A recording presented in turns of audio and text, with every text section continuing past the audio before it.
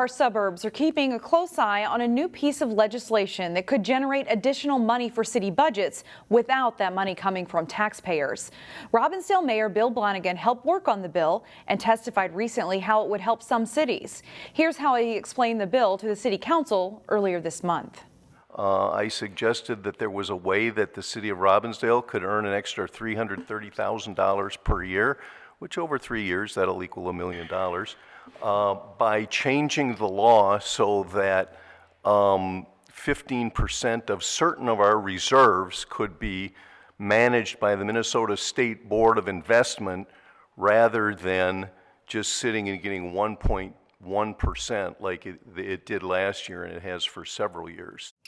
To learn more about this bill, we sat down with the bill's author, Representative Mike Freiberg, who represents Robbinsdale, Golden Valley, and part of Crystal. And that makes up today's Newsmaker segment. Well, it was brought to me by Mayor Bill Blonigan of Robbinsdale. He pointed out that cities the size of Robbinsdale that have a AA rating, which is very good, aren't able to invest in the private market. They have to invest in government securities, which have a very low rate of return. So a few years ago in the legislature, we added the ability of larger cities or cities with the AAA bond rating to invest a portion of their reserves in the private marketplace. So that was cities over 100,000 or ones that have a AAA bond rating. So Mayor Blonigan felt that cities such as Robbinsdale should be able to provide that level of return to their residents as well, and I thought he made a good point. So we worked with the League of Minnesota Cities, drafted the legislation. It got a hearing in the local government subcommittee last week. It passed unanimously, so it seems like something there's some momentum behind. Why is it a good thing for cities and taxpayers? Well, government securities have a very low rate of return. I think Mayor Blonigan said it was barely over 1%. Certainly, you know, there's no guarantee of making money in the private marketplace, but at least certainly the last few years, the rate of return has been much higher in the private marketplace. So it's an opportunity to raise more revenue for the cities without raising taxes. Correct, and it might help them fund some projects that they've had to set aside because they haven't had the funding to do that. Have you seen any organized opposition or anything against this? No organized opposition. I mean, there were some questions, which I think were fair, just making sure that we're not jeopardizing taxpayer funding, but there are safeguards in place to make sure that doesn't happen. The city can only invest up to 15% of certain of their reserves in it. There's guidance by the State Board of Investment, which has done a phenomenal job lately of ensuring that taxpayer funds are protected and investing in sort of sensible securities, and that's what Mayor Blonigan is interested in doing. He's interested in working with the State Board of Investment. You have this bill in the House. Senator Rest has it in the Senate. Is there anything else that you think somebody at home needs to know about it? No, I mean, I'd encourage you to contact your legislator and encourage them to support it as well. I think like I said, I think it's a common sense piece of legislation. I know Mayor Blonigan has the interests of Robbinsdale's residents at heart, and I think it would be a good deal for them and for other cities in our area as well. I've heard from, I think Brooklyn Center said they would be eligible under the bill as well. All right, we'll see how it goes. Representative Mike Freiberg, thank you for being here today. Thank you, my pleasure. The City of Plymouth is asking for your expertise in naming a new city road.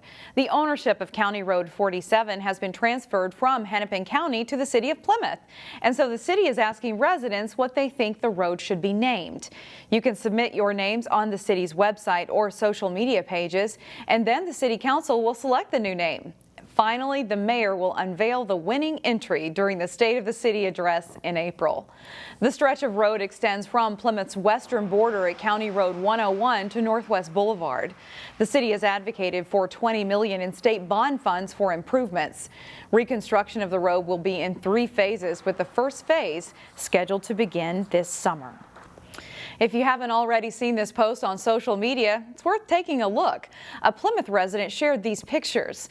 They show firefighters shoveling out a driveway. Resident Kathy Huber said she had to call 911 when she thought her husband was having a heart attack.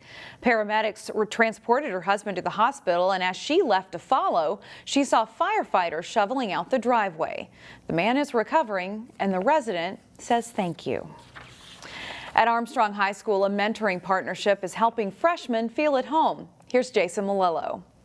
Being a freshman is tough. It's a big adjustment to go from the middle school into a big high school. At Armstrong, the BARR program Building assets, reducing risk. aims to help ninth graders transition to high school. I try to, reach out to them and be like, hey, do you need help with this? Or like, it looks like you've taken a little bit longer on this. Would you like some help, or do you want like another set of eyes? Armstrong's BARR program pairs freshmen We have all these wonderful upperclassmen in this building that are willing to help. with juniors and seniors who know how challenging that first year of high school can be. Being vulnerable and letting them know like, oh, I struggled with this too when I was in your grade, so it's like, it's okay that you're not like doing it perfectly. Like, we'll get there. We'll get to the point that you know how to do it. The mentors help out a lot with academics, Rather than trying to teach them the subjects, you're trying to teach them how to be better learners. but they're not just tutors. A lot of it is kind of forming more of those bonds. Lending a sympathetic ear It's a lot more comforting talking to someone who is a few years older than you. and giving advice It's more just about having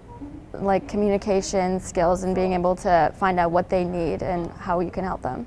is also a big part of the program. When they get down here and they get paired with their mentor, it takes 10, 15 minutes and they are chit-chatting away. And a lot of the times, the first time that they meet, they don't even talk about school, they just get to know each other. And sometimes the mentors learn a thing or two themselves. There was one kid that I helped last semester. She approached math differently than I did, and I was like, oh, okay, like this makes a little bit more sense than the way I would do it. For the CCX School Spotlight, I'm Jason Malillo.